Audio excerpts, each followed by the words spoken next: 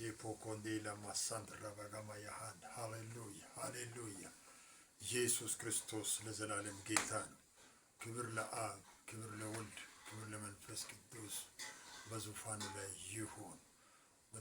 ወዳጆቼ ዛሬ ደግሞ በዚህ ቪዲዮ ላይ ድንቅ ስለሆኑ የእግዚአብሔር መልአክ ከሰማይ ወጥቶ ስለተናገራቸው ስለ ሁለቱ ሴቶች ታሪክ አወራችኋለሁ።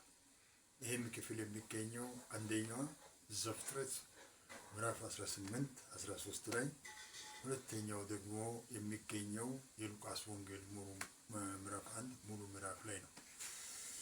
የመጀመሪያዋ ሴት ሳራ የብዙዎች እናት ስለሆነችው ስለ ሳራ በዚህ በዘፍጥረት 18 ስናጠና ሳራ በእድሜዋ በጣም አርጅታ ነበር ይላል የእግዚአብሔር ቃል።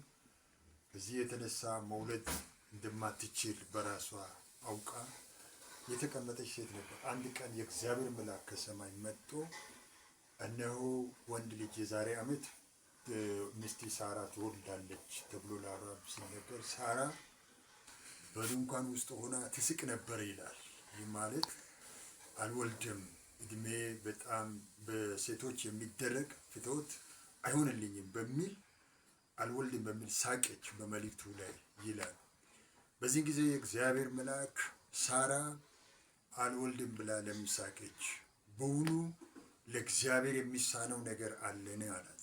በውኑ ለእግዚአብሔር የሚሳነው ነገር አለን? መጀመሪያ መልአክ ለእግዚአብሔር የሚሳነው ነገር የለምና ብሎ የተናገረው ለሳራ ነበረ።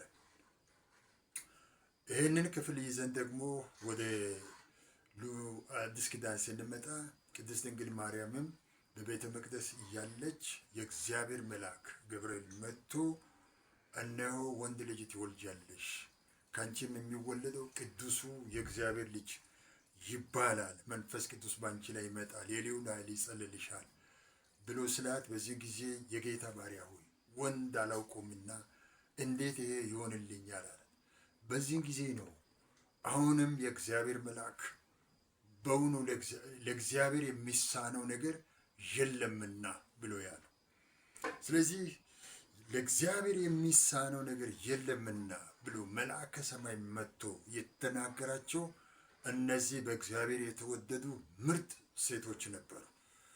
እነዚህ ደግሞ ሁለቱም ሴቶች ሁለቱም የክዳን ልጆችን ይዞ መጡ ናቸው። የሳራ በምንወስድበት ጊዜ ይስሐቅን ዘሪ በሱ ይጠራል።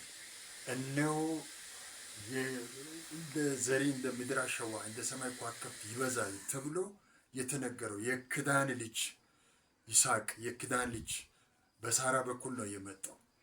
ሁለተኛው ደግሞ ይስሐቅን እንዲሰዋለት እግዚአብሔር ለአብርሃም ልጅን ይስሐቅን ሰዋለን ብሎ ሞሪያ ተራራ ይስሐቅን ሊሰወው አብርሃም ይዞ ወጣበት። ይሄ የክዳን ልጅ የመስዋዕት ልጅ ነበረ።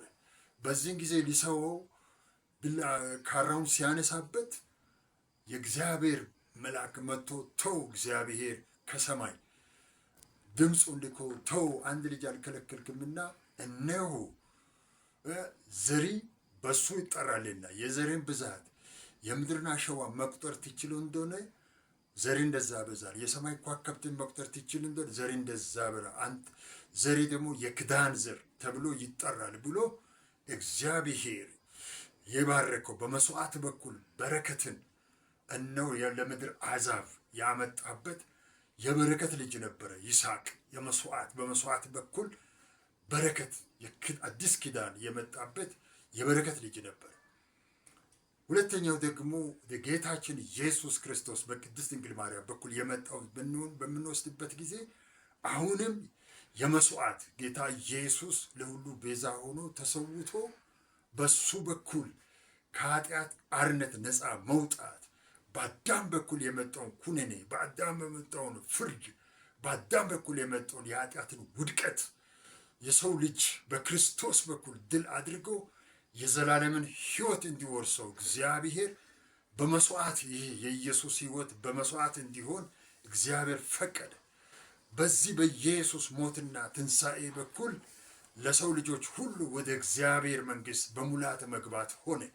ስለዚህ እነዚህ ሁለቱ ልጆች በእነዚህ በሁለቱ ሴቶች በኩል የመጡ ለሰው ልጆች የበረከት ወደ እግዚአብሔር መግባት ወደ የእግዚአብሔርን ክብር ወደ መውረስ በይስሐቅ በኩል የእግዚአብሔርን በረከት መውረስ እንደገና ደግሞ የምድራዊ በረከት መውረስ ዘር መብዛት መበልጸግ ማደግ የምድርን በረከት የምድርን ክዳን መውረስ ሆነ። በክርስቶስ በኩል ደግሞ የዘላለምን መንግስት መውረስ ሆነ። ስለዚህ ለእግዚአብሔር የሚሳነው የለም የተባለው በእነዚህ በሁለቱ ሴቶች በኩል የመጣን ድምፅና እንደገና ደግሞ በእነዚህ በሁለቱ ሴቶች በሳራና